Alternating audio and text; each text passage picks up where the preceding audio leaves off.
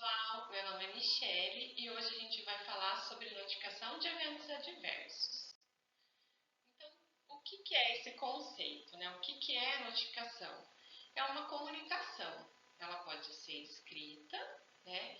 Ou de verbal para comunicar o quê? O aparecimento de eventos adversos, falhas de processo, desvio de qualidades que comprometam a segurança do paciente.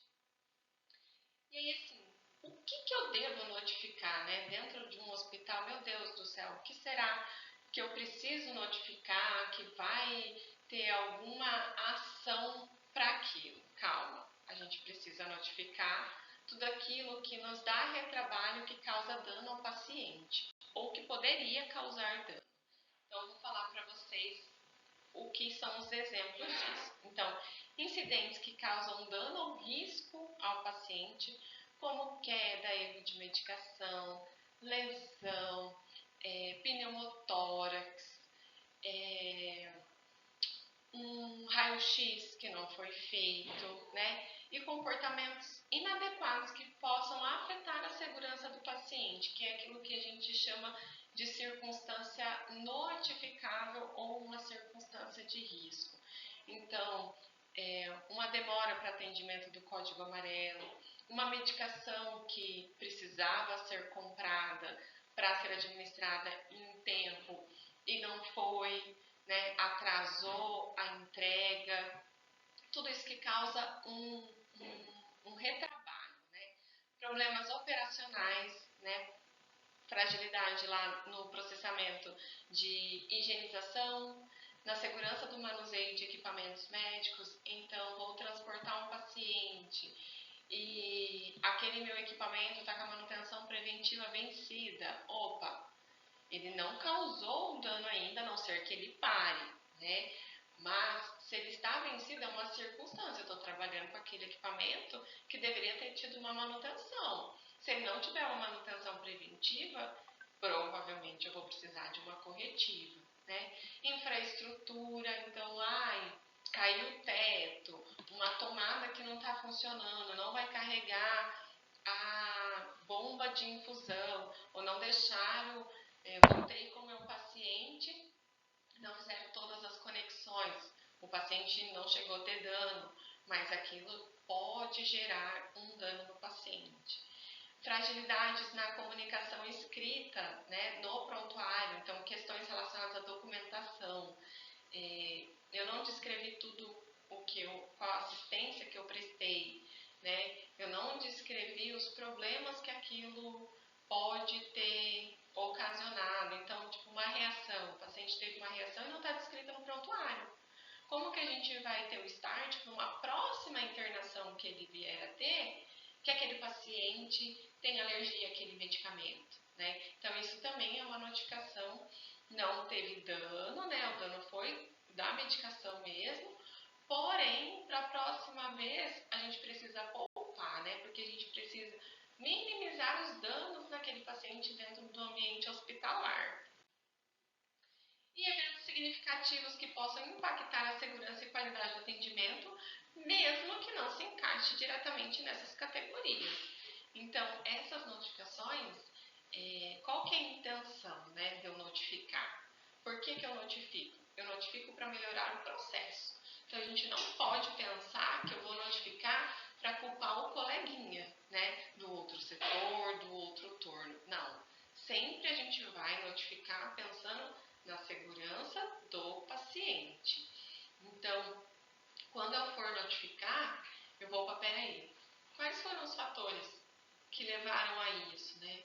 Algum processo foi quebrado? O que eu preciso ver, né? Para a gente conseguir ter o quê? Um ambiente seguro, né? A gente sabe que é um ambiente complexo, mas a gente precisa ter uma segurança dentro desse universo da complexidade que é o ambiente hospitalar. E aqui eu coloquei uns exemplos, né, do dia a dia, então queda, lesão, erro de medicação. E aí a gente tem que lembrar que o erro de medicação não é só aquele antibiótico que não foi dado naquele horário, né? É uma dipirona que não foi dada, é um HGT que ele não foi feito e precisaria ter uma correção da insulina, é uma insulina que não foi feita. medicação que eu precisava startar para repor a bomba não foi startado, e aí depois eu posso ter gerado um dano nesse paciente. Então, é tudo que for relacionado à medicação, tá? Então, o erro, mesmo que eu fiz uma dipirona num paciente, mas não estava prescrito. E se aquela dipirona fosse administrada num paciente que tem reação, né? Que é alérgico àquela medicação? Poderia ter causado até um choque anafilático, né? Então, um pneumotórax. Demora no atendimento, então aquele paciente lá, eu precisava fazer um exame, liguei, comuniquei, ninguém veio coletar, ou eu não consegui levar, demorou e eu precisava ter aquele exame para tomar conduta, né, no condicionamento clínico do paciente, hemodinâmico dele. Então, a demora também, fragilidade em procedimentos, né, não adesão aos protocolos, então a gente tem alguns protocolos institucionais e a gente precisa ter adesão a eles. Então, não teve uma passagem de plantão eficaz, hoje a gente tem um SBAR no sistema, mas eu não comuniquei aquele setor que eu estou levando o meu paciente. E se ele chegar lá no setor e não tiver ninguém para receber? Ou a equipe não está preparada para receber aquele paciente, né? Vou levar um paciente para a UTI, não comuniquei o setor arrumou um leito? Eu tenho ponto de oxigênio disponível, né? Ou mesmo para o setor, que ele vai precisar de um catéter de oxigênio, mas eu tenho ponto? Alguém me falou da gravidade daquele paciente, né? Ou daquele alerta que eu preciso ficar em cima daquele paciente, né? Um paciente que veio do centro cirúrgico, né? Pós-cirurgia, eu preciso ter um cuidado específico. Então, isso também é uma fragilidade no procedimento. Demora em realizar exames, atrasos e perdas, né? Perdas de sondas e catéteres, a gente precisa notificar. É para falar para a pessoa que é a culpada? Claro que não. Né? Será que aquela fixação estava correta? Será que na hora de transportar o paciente, né, de uma maca para a cama ou da cama para a maca, para a cadeira, eu verifiquei todas as conexões, né? Eu tirei os equipos, né, de perto, da onde que eu vou passar o paciente para não tracionar. Eu verifiquei os fios, monitor, bomba de infusão, para eu não esbarrar o braço e aquela bomba, aquele monitor cair em cima do paciente. Então, tudo isso, tudo que tem fragilidades, né, que possa causar dano no paciente, a gente precisa notificar. Lembrando que a gente precisa notificar para a gente ter as nossas incidências, os nossos números, para ver quais são os fatores que contribuíram para aquele incidente. Né? 99,99% dos casos não são intencionais. Né? Eu brinco que ninguém sai de casa falando que vai fazer algum mal, né? Vai derrubar um paciente, vai fazer um erro de medicação porque quer. Fragilidades acontecem, por isso que a gente precisa da notificação para ver onde que a gente poderia se precaver, né? Para que nos próximos não aconteça, tá? Para que a gente tenha ação. E aí hoje a gente tem alguns caminhos para fazer a notificação. Então a gente tem a notificação do sistema estratégico, que aí você vai colocar o número do seu crachá e a senha, tá? Lembrando que sempre a primeira senha é MV minúsculo para todo mundo, e aí após a gente pede para a pessoa redefinir a senha e colocar da sua escolha, né? Qual que é a nossa orientação? Que você coloque a mesma do PEP, para não ficar várias senhas e a gente ter o perigo de esquecer a senha, tá? E se precisar resetar a senha, é só mandar um e-mail ou ligar lá no núcleo que a gente reseta a senha para vocês. Aí aqui a gente vai lá no campinho Gestão de Ocorrências e Registro de Ocorrência. Então aqui a gente tem alguns campos que precisam ser preenchidos. Quando a gente faz o login lá no sistema estratégico, ele já vem com o seu nome, tá? Quando a gente vai pelo PEP, a gente tem a opção de fazer anônimo também, tá? Qual que é a diferença quando eu faço anônimo ou quando eu me identifico? Para nós do núcleo que vai receber essa notificação, nenhuma, né? O importante é a notificação chegar. tá? De qual maneira, pra gente não importa, tá? A gente não faz diferenciação. Porém, para quem está notificando, quando eu me identifico, eu consigo ver o retorno desse incidente, né? Dessa notificação. Então, é por isso que daí vocês conseguem ver todo o caminho, tá bom? E ali, na hora que a gente vai colocar a organização, o setor, a categoria do incidente e o tipo de incidente, esses 4 campos, a gente lá no núcleo consegue modificar depois na hora que estiver fazendo a avaliação. Por que eu falo isso? Eu não sei para qual setor que é correto isso daqui. Não sei qual o tipo e a categoria da ocorrência, né? Porque a gente trabalha com a categoria de 13 tipos, né? Desses 13, na hora que a gente vai abrir a ocorrência, tem mais um monte de ocorrência. Então, a gente não quer que vocês percam tempo vendo, porque a gente consegue mudar depois, tá? O que para nós precisa ter, e aí sem isso a gente não consegue ver e nem o sistema deixa salvar. O título da ocorrência, a data que aconteceu.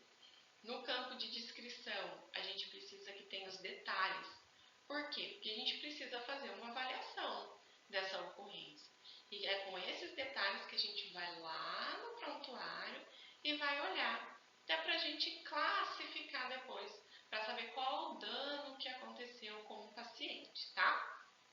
Então, nessa descrição, a gente precisa ser detalhado para a fase de análise e da avaliação. Embaixo, a gente tem um formulário. O que é? Você vai colocar o número de atendimento do paciente. Por quê? Porque a gente precisa saber qual é o paciente, né? Algumas ocorrências que vêm para a gente, por exemplo, para o compliance, que vem aqui sobre um comportamento. Esse a gente não precisa colocar o nome do paciente. Então, a gente precisa selecionar lá na categoria comportamento e algum tipo de ocorrência e salvar, que daí eu consigo mudar depois, tá? Feito tudo isso, eu vou lá no cantinho, no azulzinho, e vou clicar em salvar. Tudo bem? E aqui é o PEP, onde que você vai abrir o registro. Vai aparecer aquela mesma tela. E aqui tem a opção de você fazer ou não o login, tá bom? Nós temos outras 2 opções. Temos o QR Code e o link que fica na área de trabalho de todo o computador, que é o link de notificação. Esses 2 vão gerar o mesmo drive, tá? É um documento que aqui tem menos coisas que precisa preencher. Então, você vai preencher a data do ocorrido, nome do paciente, número de atendimento e a descrição também precisa detalhar, tá? Como no Drive somos nós do núcleo que passamos para o sistema estratégico, a gente colocou uma opção se você quiser receber essa devolutiva, tá? Se você quiser, você precisa colocar o seu nome completo e qual setor que você é, para a gente conseguir te achar depois para dar essa devolutiva, tá? Aí você vai clicar em salvar, vai cair para nós no Drive e a gente que vai passar para o sistema estratégico, tá? Lembrando, pessoal, quando a gente fala em devolutiva, a gente precisa avaliar a ocorrência, mandar para o setor, para o responsável fazer a análise, e aí eles têm 45 dias. Então, assim, uma notificação, ela demora em cerca de 50 a 60 dias para ela se resolver, tá? Então, aí depois desse período que a gente vai dar a devolutiva para vocês. E aí a gente faz o quê, né, com essas notificações que recebemos? A gente gera dados, né? Quando a gente gera dados, a gente gera algumas metas a serem atingidas. Então, foi partindo dessas notificações que a gente tem, que o mundo inteiro tem, que foi criada, né, a segurança do paciente e as metas. Então, o que é a segurança? É eu reduzir ao mínimo, né, de dano aceitável, de dano desnecessário associado à atenção à saúde. Então, dessas notificações que a gente também, quando a gente é um hospital, a gente tem a lei que precisamos notificar os nossos eventos adversos para a Anvisa, no NotiVisa.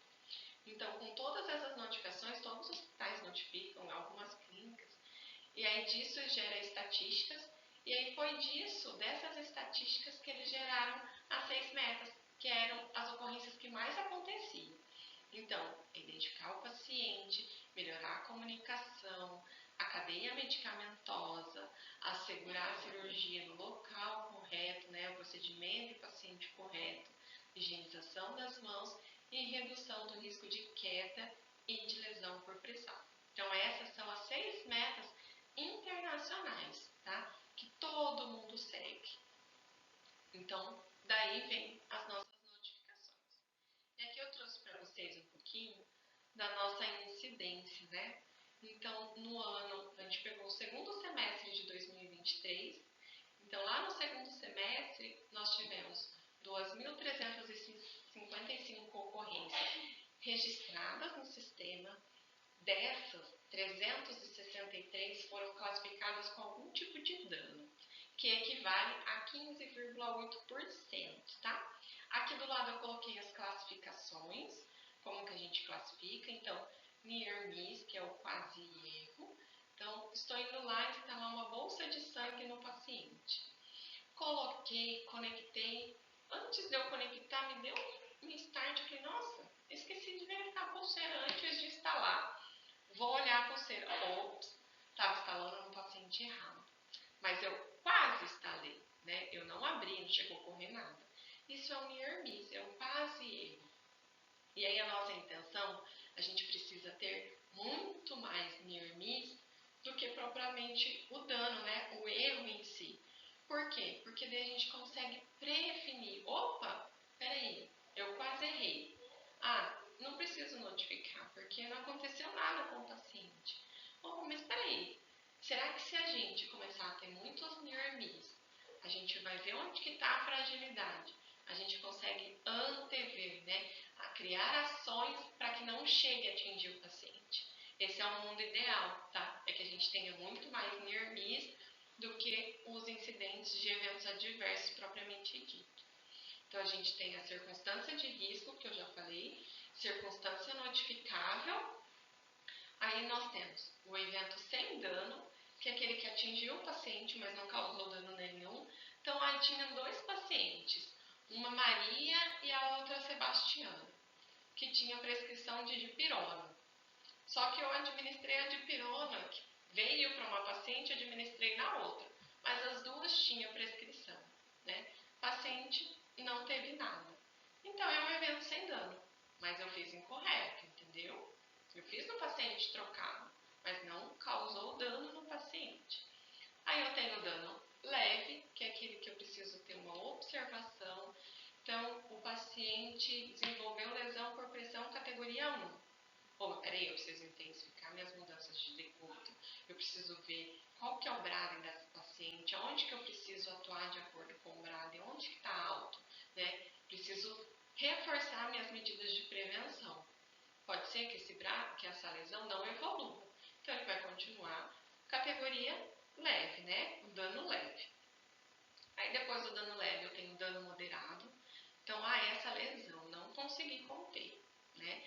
Não notifiquei, não vi, não dei, né, atenção desejada para aquela lesão e ela evoluiu para uma categoria 3, 4. Precisei chamar a cirurgia geral para desbridar, ou precisei ter um adicional de tratamento nesse paciente, né? Precisei ter uma intervenção maior, então eu vou classificar ela como moderado, certo? Então, o paciente caiu e teve que suturar alguma parte do corpo pela queda, né? Uma medicação que atrasou, não fiz a medicação, era um anticonvulsivante, a paciente convulsionou, então precisei ter uma atenção maior.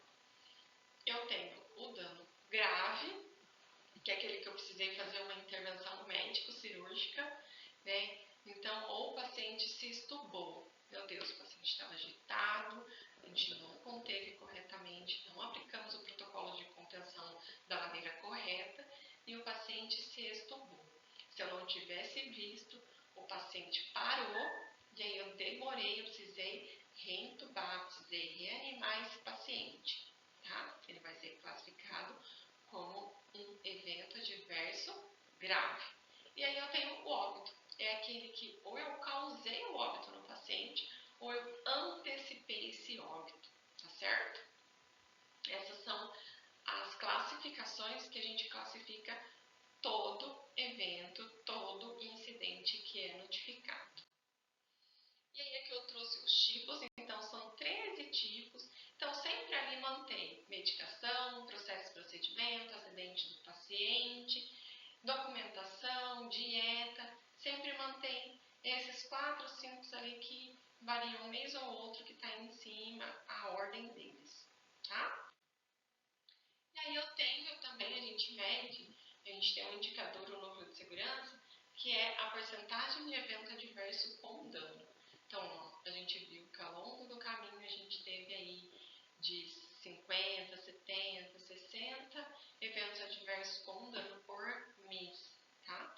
Tudo isso é decorrente das notificações que chegam, tá? Desses danos, quais são as categorias, né? Onde que fica ali, ó, medicação, processo, procedimento, a gente tem segurança lá da cadeia do banco de sangue, né? A cadeia do hemodderivado. A gente tem os eventos adversos em obstetrícia, né? Que é tudo aquilo que a gente precisa notificar. E do lado eu coloquei quais foram as categorias, quanto que a gente teve de leve, moderado, grave ou óbito. E aí, no final do mês, a gente gera, né, no começo do mês, referente ao mês passado, a gente gera o boletim. Para quê? Para que todos, a gente manda para a liderança descer para os profissionais, para que todos tenham conhecimento de quantos que a gente teve de notificação, tá? Lembrando, pessoal, que a intenção da notificação não é a gente achar o culpado, e sim a gente ver o processo. Nossa, Michele, mas eu vi ali no slide anterior que a gente teve dano óbito? Sim, né? Em vários hospitais a gente tem os óbitos evitáveis, mas o que a gente precisa fazer? A gente precisa analisar, ver quais foram os fatores contribuintes e ver quais ações que a gente vai colocar de melhoria para que aquilo não aconteça mais. Certo, pessoal? Então é isso. Se vocês tiverem dúvidas, vocês podem ligar lá no núcleo de